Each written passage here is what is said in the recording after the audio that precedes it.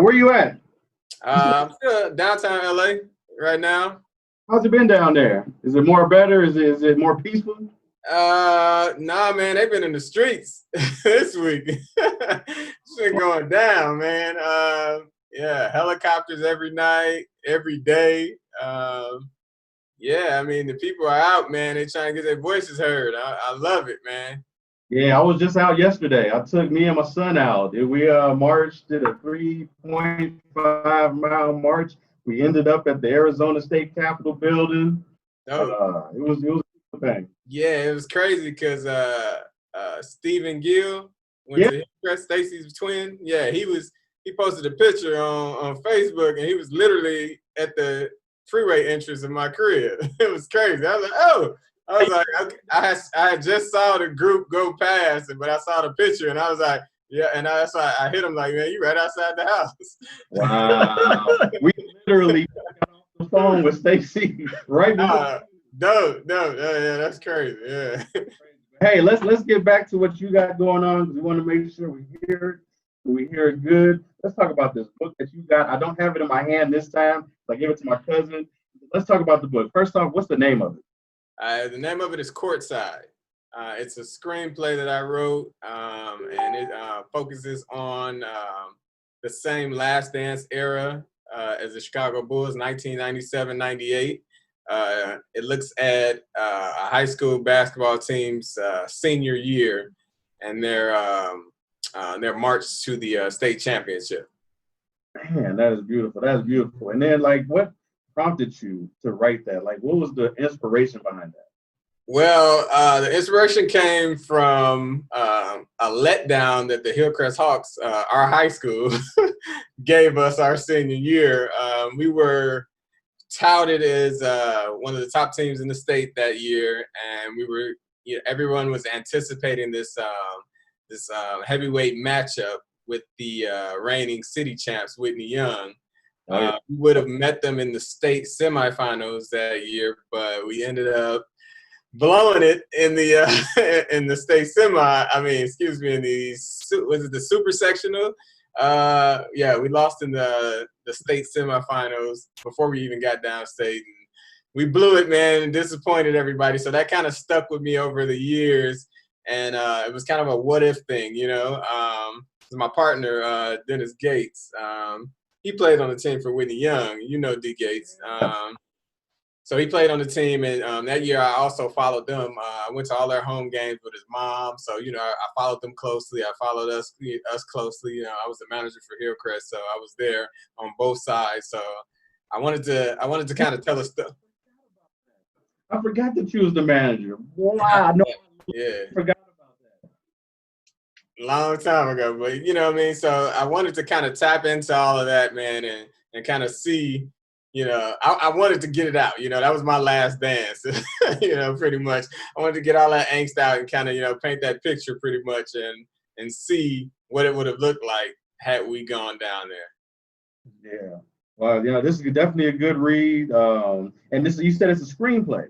It's a screenplay, yeah. So I know a lot of people are like, when they open it, they're like, "Wait, what is this? This ain't a book," you know. But it is a book. So I think it's an interesting way to introduce people to the medium, you know, of screenwriting. Because without the screenplay, you don't have movies, you don't have TV shows. So I think it's a great way, you know, to kind of. And I'm interested in trying to get the book in the hands of like college coaches across the country. High school coaches across the country to kind of make it their season read, because that's kind of something that Phil Jackson used to do back in the day with the Bulls. Make it a season read, make it that book that they read, you know, going into the season and give them a little inspiration, you know. So I'm looking to try to get that, you know, get that going. I've spoken to a couple coaches already who are very interested in that. And I think it's also a great way to kind of introduce high school kids to the medium of screenwriting as well.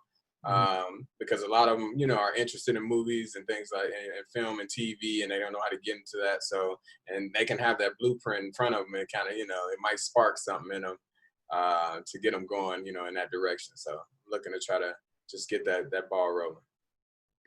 You know, Alan, what is it? How hard is it to do like a screenplay? Oh man, it's very hard. Writing is, I mean, screenwriting is very hard. I mean, I mean, as far as the format and everything, you know, you just got to really, it's a whole different format as opposed to, you know, writing a novel, you know. So just learning that format, getting that format down, and just kind of just doing your homework, man. Like growing up, we didn't have anybody we knew that, you know, was writing screenplays. So, you know, I basically taught myself. I bought this book back in, I was at Tennessee State at the time. I bought this book called The Screenwriter's Bible, and me not knowing anything, I ended up doing the whole screenplay. You know, I looked at the Screenwriter's Bible book and I learned the tabs and everything, so I had the format down, not knowing they had screenwriting software that would have saved you know, a shitload of time.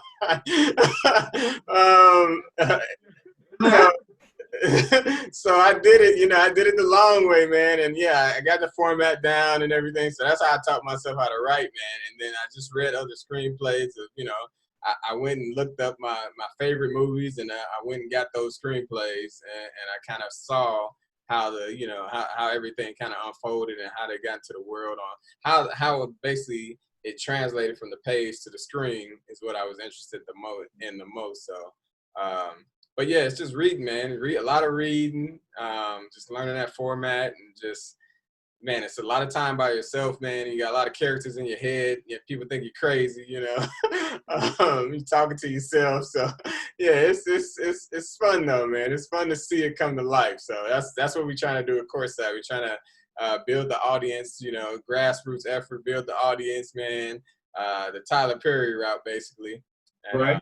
and you know, and just get it out there, man. You know, like go straight to the audience for this. You know, I know for a fact that people want to see this. That people are interested in that era.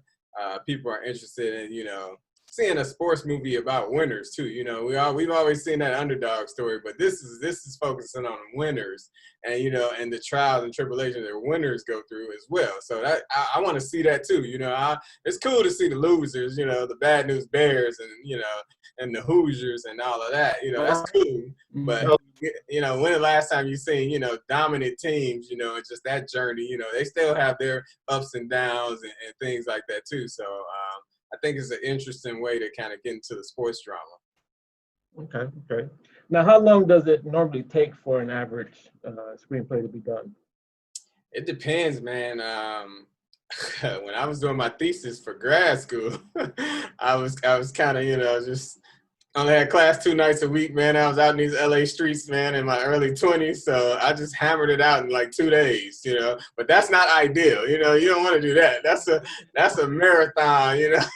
That's a marathon writing right there. But I mean, over the course of the semester, of course, I had outline and things like that. So I mean, that'll save you a lot of time as well. I think as I've you know, grown in my career, I've learned that outlining will save your life, because you have that template to fall back on and kind of, you know, play with. So outlining is key, but I mean, it can take 3 months, man. It could take 6 months. It could take a year. It just depends on, you know, if, you know, how the spirit is moving you, brother.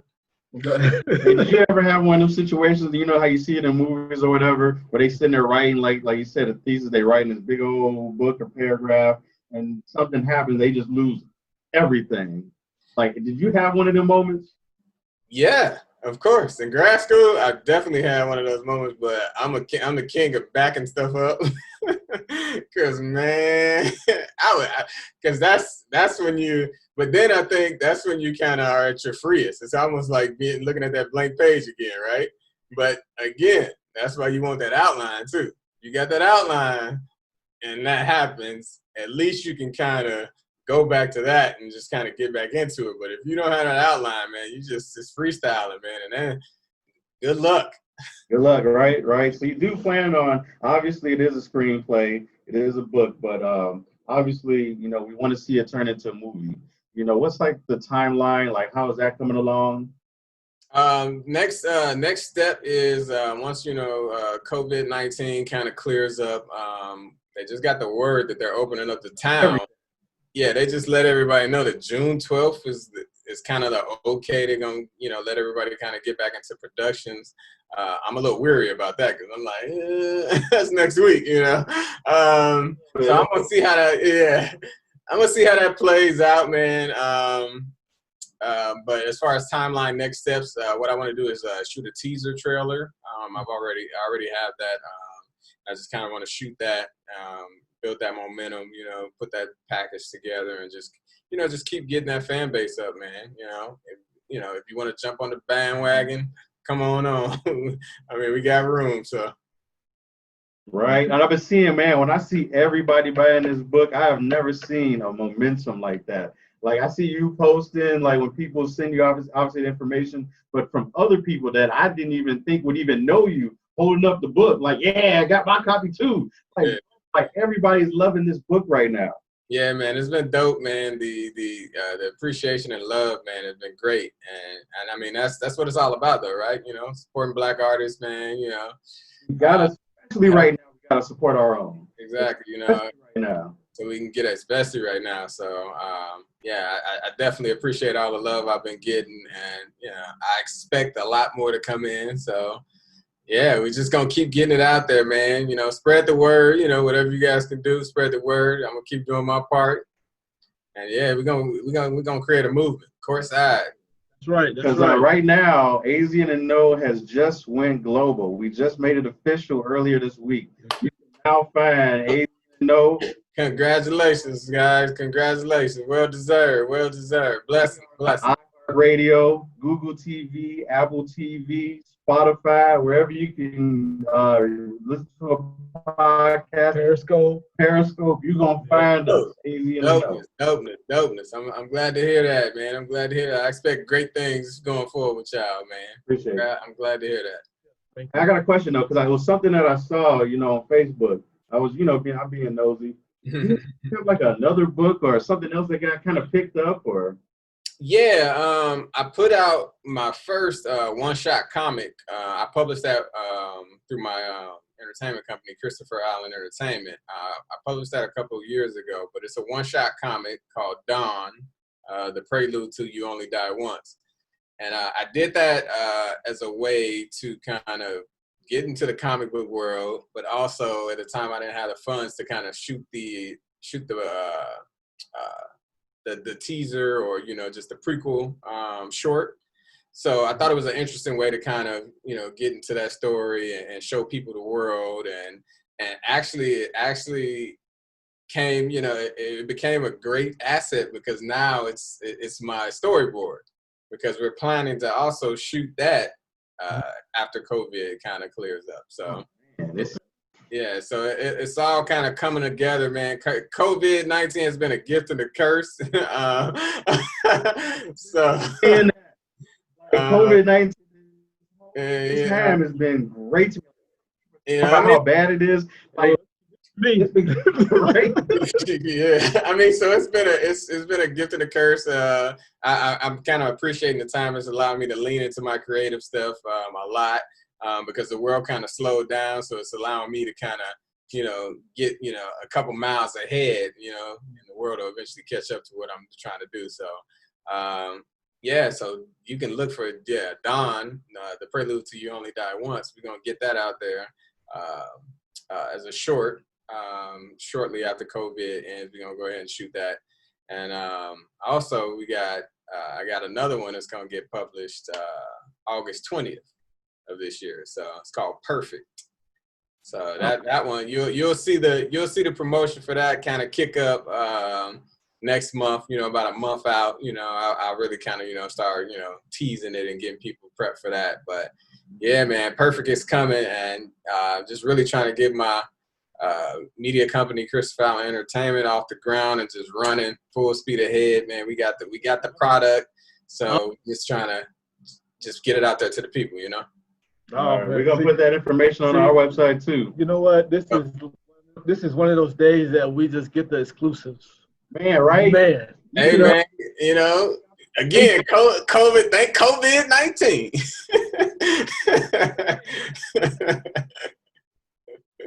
Last year, we had COVID-19. See, what's next? Aliens? Jesus. I know, right? I know. All right, hey, man.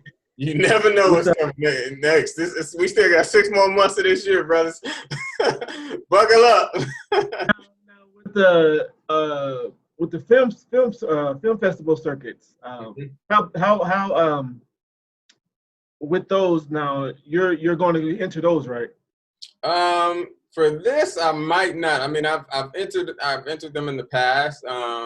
I mean, I might try my luck with them, but for these, I'm really just trying to, just go the indie route, man, and get them out there. My thing is I want to get the stuff shot. I'm trying to shoot, man. I'm not trying to wait, for people right now. My focus, I feel you. Getting it made, man, and getting, finally sitting down in that director's chair and it's calling action. That's my focus right now. There it is. That's how you do it. Man. But yeah, that's good though. That's real good. Before we get out of here, so we got about 5. Y'all know, right? The time's just been ticking. We got about 5 minutes left. Let us know where we can find everything that you have, like your fund, where you can find it at. How we, get in contact. You can purchase Dawn and Courtside on Amazon.com, but if you want to just go to a one-stop shop, you can go to Christopher Allen, ALANENT.com. And that's, everything is there. The website is up and live. Everything is there. All the info is there. You can purchase from the website. And I encourage everybody to get their copy. You'll have a collector's item when the movie gets made. You'll be able to say, oh man, I got this script. I remember this, So I encourage you to go out and get it. And yeah, just stay tuned for what's next, because we coming. Okay. There we go. So yeah, can't wait to see those. We're gonna definitely put those on the website. As a matter of fact, send me those links so we can make sure we have those and promote you good. Definitely. All right. Well, we out of here. Thank you so much for coming back on AZ and the Knowing Icon Radio. We do appreciate it. We're definitely gonna keep following you, your story, what you got going on, and can't wait for the movie to come out. All right. Thank you, fellas, for having me. Y'all stay safe out there. Thank you. All right. All right. Peace. Peace. That was Alan Beer once again.